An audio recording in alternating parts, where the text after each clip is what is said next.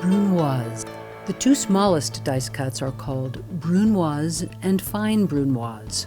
To make Brunoise, square off your vegetable to create flat sides.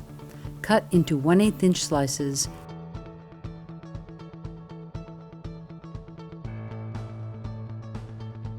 and then into 1/8 inch julienne strips.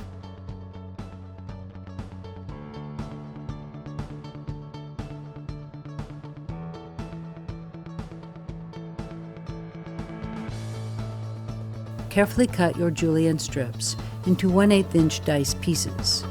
Your guiding hand must ensure consistency in both size and shape. This cut is often served in a clear consommé.